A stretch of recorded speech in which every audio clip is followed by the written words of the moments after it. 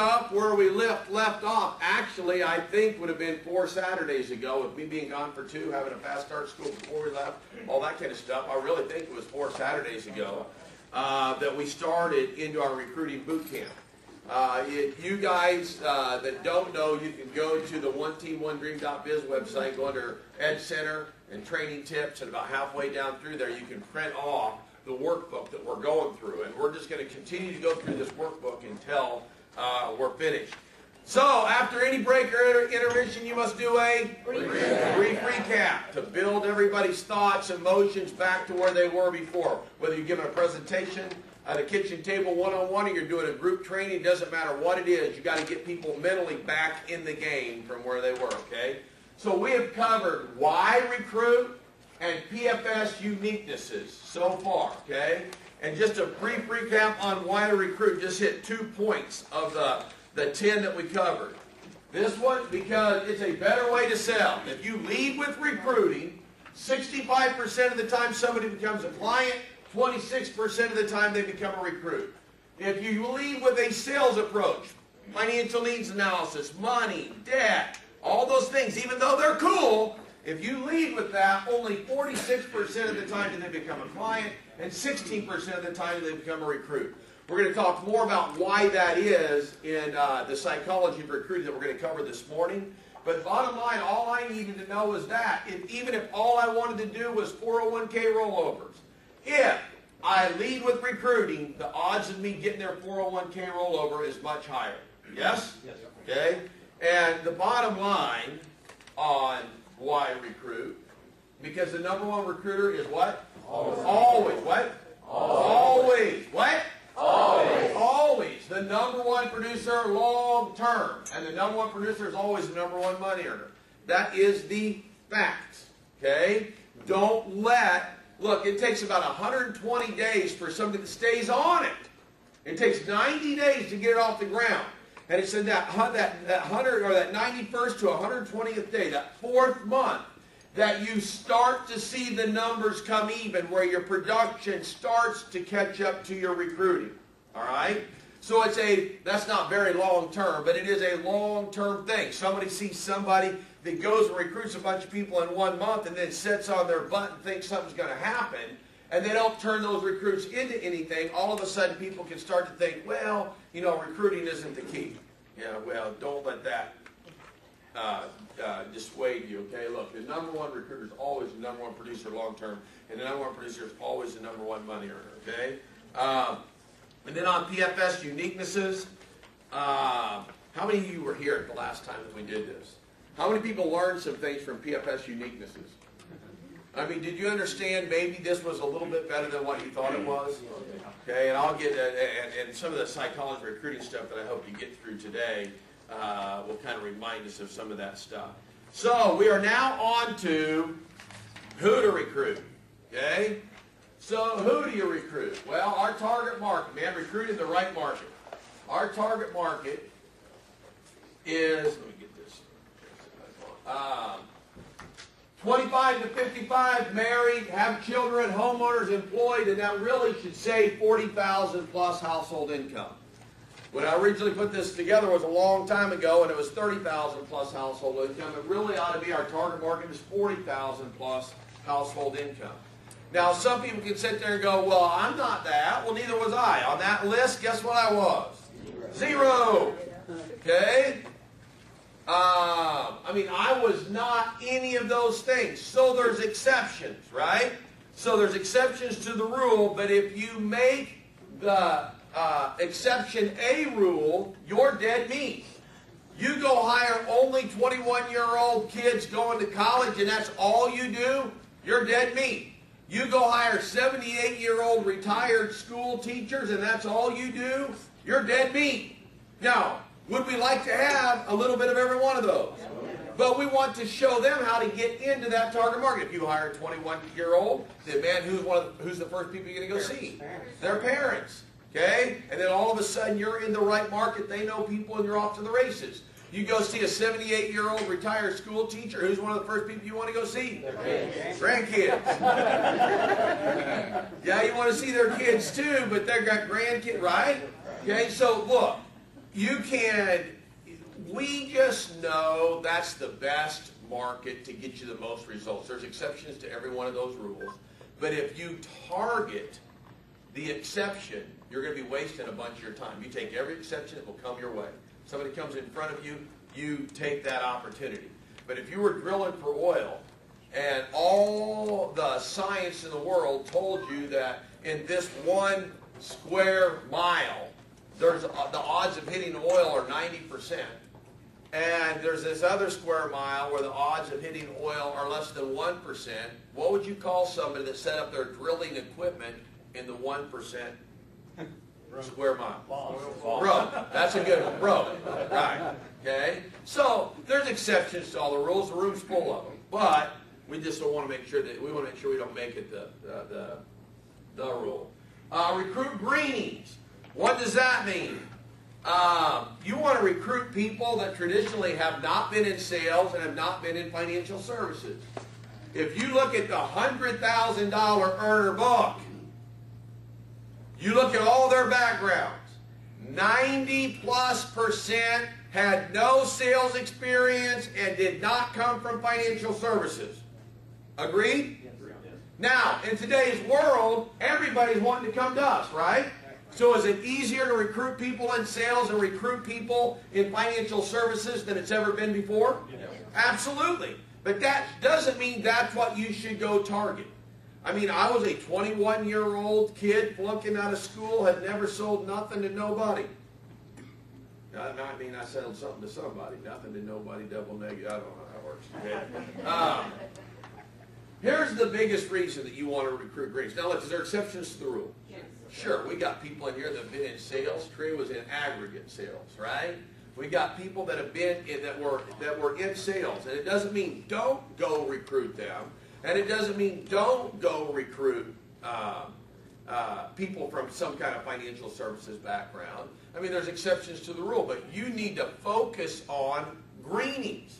And we're going to talk about the most important part of a recruit coming up, and I just think some people look at talent, look at their background as far as financial services or sales, and they get really excited about those people when really there's somebody else that has no background in any of that kind of stuff, and they're the ones you ought to be the most excited about. The thing that I can tell you the most about why recruit greenies, because greenies are coachable, and people that come with sales experience and come with financial services background of some kind, their egos are going to keep them broke here most of the time.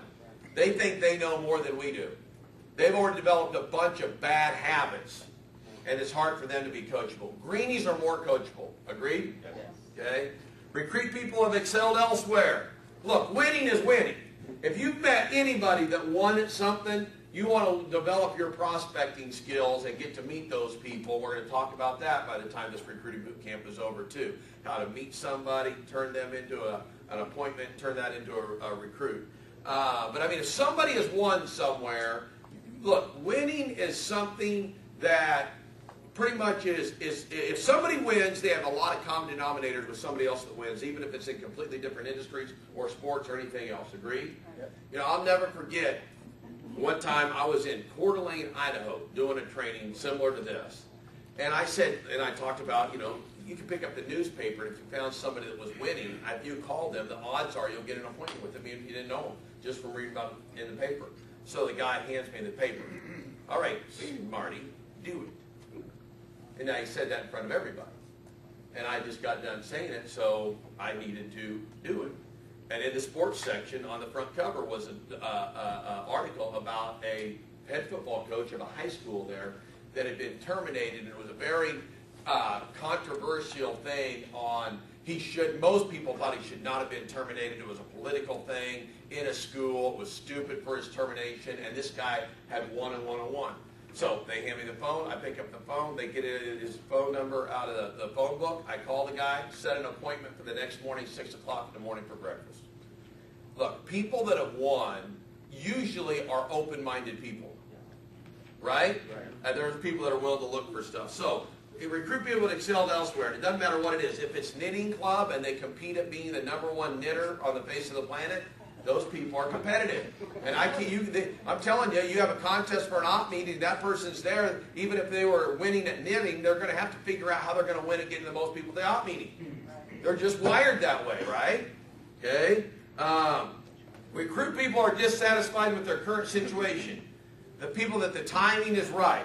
Look, and I'm going to tell a story here to get people to understand this. Some folks, if you don't get somebody right away, you punt them. Look, this is a long-term business. If you're doing Primerica, if you're here, if you're watching this on the web, you're tending to making this your career. This is what you're going to do with your life. You're not doing it just for this month. You're going to be doing it a year from now, 2 years from now, 3 years from now, 5 years from now, right or wrong? Right. And there is only 2 reasons people don't come to work. They don't understand, okay? They don't believe they can do it. They don't understand what the whole thing is, or the timing's just not right. I mean, the timing's not right for them to take time to understand, all right? Hector Lamar. Most people know this story, but I'm going to tell it again. Hector Lamar got recruited into the business by a guy. So he filled out his independent business agreement, never went to a meeting, never went to licensing class, never anything. Well, because Hector was busy. Hector had his own, Hector worked 50, 60 hours a week in the retail jewelry business. He had his own fine chocolate store that he had financed $30,000 on credit cards to get the down payment on the front end to buy the business. I mean, that guy was working from morning till late into the night. And he got recruited into the business. He said yes, but he never showed up to anything. Well, because he didn't show up to a licensing class, the guy that recruited him then went, dork, mad at him. You know, he's not showing up. Well, the heck with him. And never called him back, never talked to him again. 11 months later, or about a year later, another person comes by, talks to Hector about the opportunity. Hector hires on. He went to class and got his license, but never went to an opportunity meeting, never attended any meeting whatsoever in all of Primerica, and never did any appointments. But that guy that recruited at that time called him every week. Instead of being mad and upset and going dork and getting frustrated with it, he called him every week, usually on Saturdays after training on the way home, because heck, in the retail jewelry business, Saturdays is a big day. So Hector's at work. He calls Hector at work every week just to keep him updated. Hey, I wanted to keep you in the loop. This is what we learned about today. When the timing's right for you, man, just let me know. And just kept, 30, 60-second phone call every Saturday. And one Saturday, about 11 months later, after not going to anything, Hector is leaving the retail jewelry store on his way to his son's, I think, 5th birthday party, surprise birthday party for his son. He's just going to be gone for an hour, hour and a half, and then come back to the store. As he's leaving the store, the owner of the store shows up. They meet at the door. He goes, "Where are you going?" "Well, I'm going to my son's surprise birthday party, but before you go in and you see all the employees, pat them on the back. Tell them how proud that you are of them, because we're way ahead of our quota. We're breaking records. Great things are going on. So when you get in there, kind of give everybody a pat on the back." And he goes, "What's your title?" And Hector's like, "Well, what do you mean?" He goes, "I'll help you out. Store manager." "What's the store manager's hours?" "I'll help you out. Open to close. You want to keep your job? Get your butt back in the store." So Hector bites his lip because he needed the paycheck, walks back in the store, and just after he gets back in the store, phone rings. "Hector, I don't know what you got going on, man, but Saturday training was great. This is going on, the baby boomers, the this and that, and, when the timing's right." And Hector's like, "What do we need to do?" And the rest is history. Now, here's what I believe, though. I don't care who would have called Hector late that morning or early that afternoon. Whoever called him, I don't care whatever kind of multi-level crap thing, franchise selling for $250,000, I don't care what it was. Whoever called him then, because the timing was right, was going to get him. Yes? Yes. how many hectolitres do you have on your list? How many are you going to get put on your list in the future? Timing's everything. It's just like out at my house right now. There's a guy that Patricia has recruited. He owns the pool company that does all my pool stuff, all right? And how long ago did you recruit him? Like a year ago? Okay? So it's like a year ago he gets recruited. He came to an op meeting, and that's about it. No appointments, no nothing. He's busy. We recruited him about this time of year, and in the pool business, it's a busy time of year, right? And so he's busier than stink. Kind of out of sight, out of mind, but Patricia keeps in contact with him. Whenever there's an investment seminar anyway, I know she calls. She has her list that she calls, because that's her excuse to call everybody again and try and get them back to the investment seminar just to get them plugged in, whatever it is that you want to invite them to. Well, yesterday, they were supposed to have our pool open and done 3 weeks ago. Well, then I'm out of the country for about 2 weeks. And we get back, there ain't nothing been done. Okay? And every day he had been calling, somebody's coming, somebody's coming, somebody's coming. And call more, somebody's coming, somebody's coming, they never get there, right? Well, I get back, and so finally somebody shows up yesterday. It's not the owner of the company. He's got a fairly big company. You know, it's some of the employees show up. I got a waterfall. They needed to turn on the waterfall to make the whole thing work. Long story short, I go, you need to get that waterfall turned on before you do any of the rest of this stuff, because as you clean out this whole pool, when you clean it out, when you turn the waterfall on, that's a fairly long stream before it gets to the waterfall. It's full of stuff. It's going to dump everything right back in the pool. Well, they didn't want to listen. They cleaned the pool. And then I go, well, you need to get that, they're getting ready to leave. I go, you need to get that waterfall turned on. Oh, no. Yeah, we can't turn it on because there's blockage. There's rocks down in it, and we turn it on, it's going to break, you know, it can break a pipe. And so we're just going to wait for the owner. I already talked to the owner, and the owner's going to come out. I go, no, I know your owner, and I know he's so busy it's not even funny. He ain't going to come out. I will go remove the obstruction. I'll be right back, and then you can turn it on. I go to my garage to get my shop vac, show up with the shop vac. As soon as I walk out of the garage, the van's gone, everything's gone. I didn't even actually realize that because there's so much construction going on in my house. There's 20 trucks there. Didn't even realize it until I sucked the one little pebble out of the 2.5-inch pipe and go, all right, it's clear. Where's everybody? They had left because they didn't want to have to re-clean. They realize now when they turn this waterfall on, it's going to make all the debris go into the pool. They're going to clean the whole pool again. So they skate. So I called Dennis, the owner of the pool company, and I do one of these things. Redial, redial, redial, redial, redial, redial, redial, redial, redial. Finally, somebody goes, Dennis's phone. And I said, hi, this is Shane. I need to talk to Dennis. Well, the reason I'm answering is because he's dealing with a client right now that he's got to kind of solve a problem with, but we saw that you kept calling, so we thought it might be an emergency. I go, yeah, it's an emergency. Tell Dennis to call me. He'll call you in 5 minutes. So about 35 minutes later, he ain't called yet, so I called Dennis back. And this time, Dennis answers the phone. And I explained to Dennis what his employees did. And I said, Dennis, if I were you, I would, here's the best way to handle it. I'm an easy guy to get along with.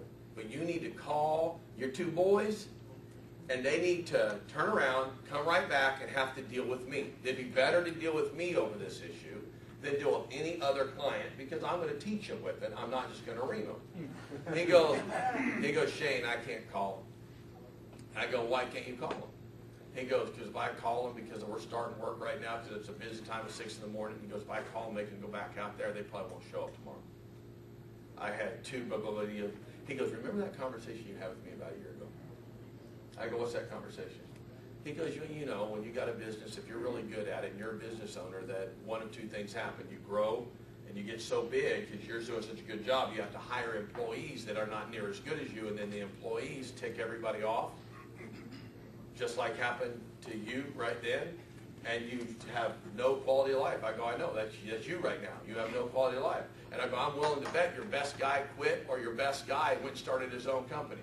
He goes, yeah, kind of deal. So now I said, now, Dennis, are you ready to do something in Primerica? He goes, I've never been more ready in all of my life to go do something in Primerica. I go, now the timing's not right for you though. You're making a living. You're working from, he was, by the way, back out of my house at 6 o'clock this morning.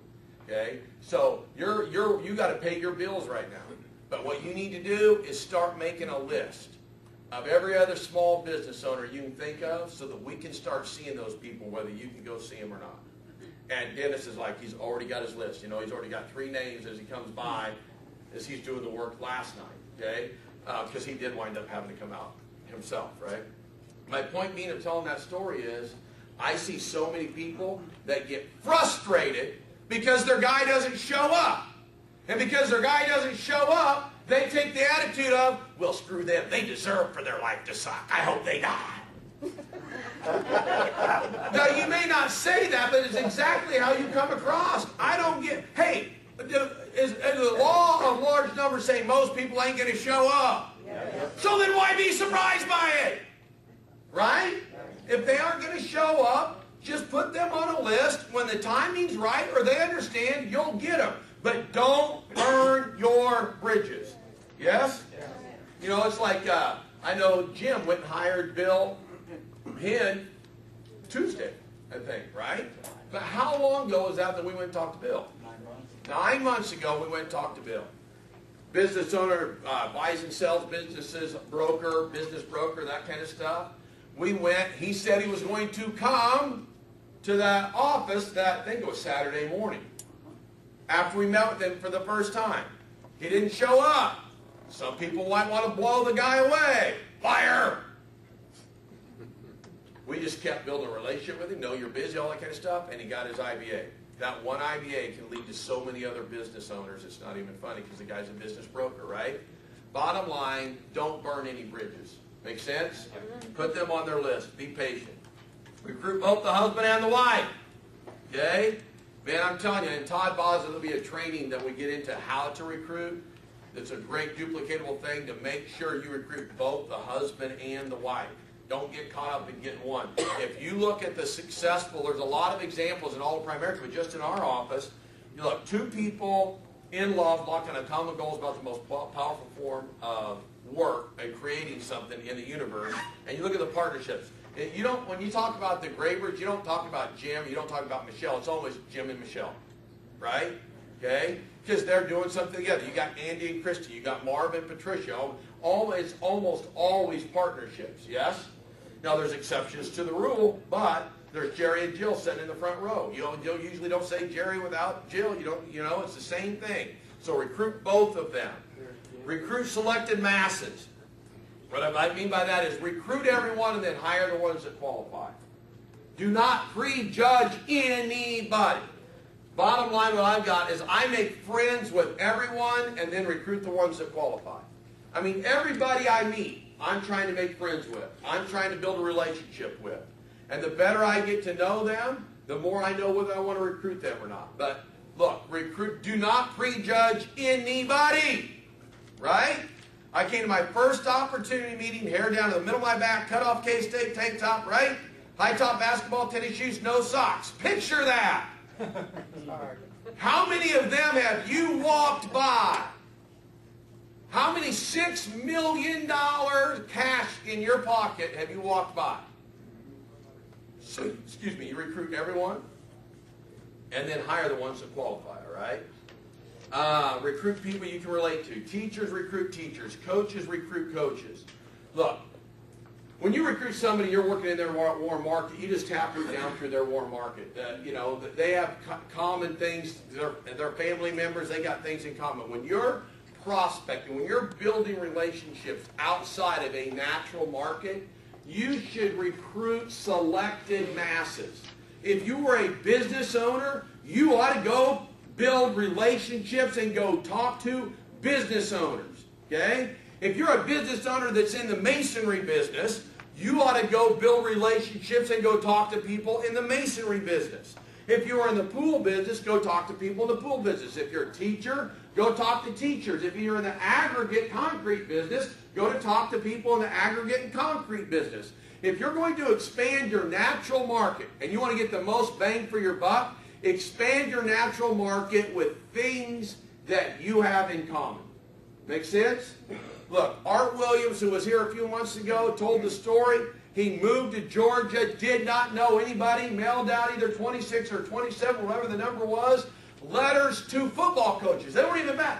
He mailed out letters to head football coaches and called and went and saw them on their breaks during the day.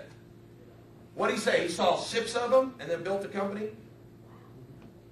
He only went and saw 6 of the people. And then taprooting down through them, he built 200,000 licensed people. Because he was talking to people that he could relate to. He would know what they like, what they dislike. He could build a relationship with them, and then by building a relationship with them, he could taproot down into their markets, which we'll talk more about later.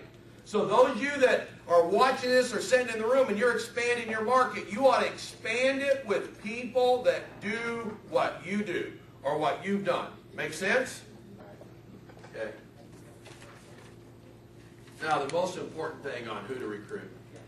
Identifying ideal recruits in order of importance. Look, this, I believe, is one of, you can make a list of a lot of mistakes that we all make in Primerica, but this is one of the biggest. This is one of the biggest mistakes people make in Primerica. They work with the wrong people. They're so hard up for a recruit. They get one recruit and they decide through that recruit that's who they're going to go build everything with. And they bet their whole life on that one recruit. Now, you can do that if it's the right recruit. But most people identify the right, what they think is the right recruit by all the wrong definitions. Okay? Here's the ideal recruit in order of importance. The priority, I got 4 things listed here. And these are the most important things in a recruit. And most of you know this. What's the most important thing in a recruit? Their market. Do they have a market? Okay? Do they have a market? Okay? If they just moved to town, what do you know? So what's that tell you? You better go find someone else. I'm going to tell you that you don't run them off, but you know that ain't who you're going to go taproot through. Right? So do they have a market?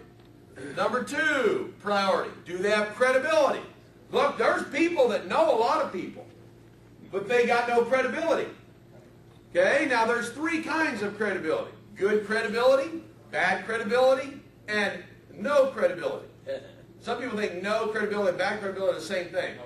No credibility just means there's no relationship there at all. They kind of know them, but they don't know each other, so there's their friends, relatives, or their market have not formed an opinion about them one way or the other, right? You want somebody with a market that's got good credibility in that market. Yes? Second most important thing. Third is how much time they're willing to work. So if you've got someone who's got a great market with great credibility, and they're willing to go out one night a week out in the field and actually work for 6 to 8 weeks, there is your ideal, perfect recruit. Okay? The 4th, and I wrote last and least important thing is, what are their talents and abilities? What I'm talking about now, who do you recruit? Everybody. Everyone.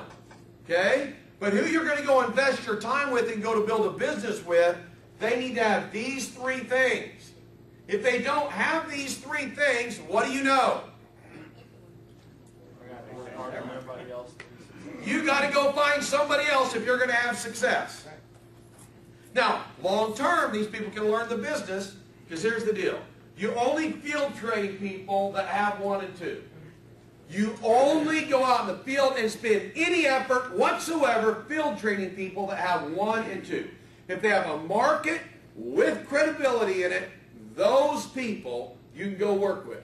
Now, the 3rd thing is a bonus. They're willing to help you go see them. Okay? But so those are the ideal things. Look, let people that are only 3 and 4 tag along as the third wheel on the kitchen tables that you're doing with the 1s and 2s. I want to make sure it's very clear. We'll go recruit all the people that have all the desire in the world but no market, no credibility, or they've got all the talent in the world. We'll recruit all those people, and we'll get them trained. They're just going to get trained differently. They're going to get trained by watching us train people the right way that have markets with credibility. You with me? I mean, I see so many people spending time with, they identify somebody that has talent and looks the part, and go, these people can be so good, but they don't have a market with credibility, and all you're doing is spinning your wheels. Make sense? Okay? You need to experience the positive impact on the prospect while training twice as many people at the same time. How many of you are taking, let me ask you this. How many of you have some 3s and 4s? You've got people that with a desire, and they've got some skill. They want to do this thing, but they have no markets with credibility. Raise your hand. Okay? Of all you that have your hands raised, how many of you on a regular basis take those people with you when you're field training the people that have 1 and 2? So you need to be asking yourself all the time. Look, if I'm going out and working, I'm doing everything I can to get as many people with me with what I'm doing. Right? So you need to be thinking, just a real quick check. Who do you have that can go with you? So because as people have a willingness to work, that desire, and they have some talents and some skills, even if they don't have this, if they just got that. How many of you, if I will take you on field training appointments with me, how many of you would go with me? Oh, but I'm not going to pay you. You're not going to get paid anything from that business because this person I'm training is going to get paid from that real cash. How many people still want to go? Why? Because the way you're going to get paid, your compensation is going to be learning. And that's far more valuable than splitting some kind of a sale. Right or wrong? Right. Okay? So just make sure you're working with people that have 1s and 2s, and if they don't have 1s and 2s, then as quickly as possible, go find somebody that's got that. And if you wind up hiring 10 of these, before you get to this one, then take all 10 of them with you to go train these ones. Because I'm telling you, when somebody goes out and field trains, it's like Jim, when I was talking to Jim yesterday, you have different ahas, right? And Jim was like, oh my gosh, he's done daytime appointments, he's a worker. He started doing daytime appointments in Greenie's warm markets with the Greenie there. And he's like, oh my gosh, it's unbelievable how much easier it is to do a daytime appointment with the Greenie there. You know, whether it's just a pop by, a drop by, an interview kind of thing, it's just way, way, way, way easier. All of a sudden, his belief and his wanting to go do that work, he wants to go do that work rather than that's a necessary thing for them to go expand their business and win. And wanting to do it versus having to do it, 2 completely different things. Yes? You hire 10 of these 3s, and you take those 10 with you to go train these people that have 1 and 2, all of a sudden their belief goes through the roof, and they go, oh my gosh, if you recruit somebody with a market with credibility, you just walk in there and it's all done. Do I work with anybody? Look at me, those of you who've been around, and you know my success. Do I go work out in the field with anybody that doesn't have 1 and 2? No. So what made it ain't my skill that on doing appointments. I screw up every appointment. Every appointment. If I get an 80% right according to the system, that was great. Okay? I screw up every appointment. I go do that though. If I'm working with somebody who's got a great market with great credibility, it doesn't matter. That's why I get the results I get. Make sense? When you see that, these 10 will work like crazy to go find somebody that's got that. Make sense? Look. All right, so that was who to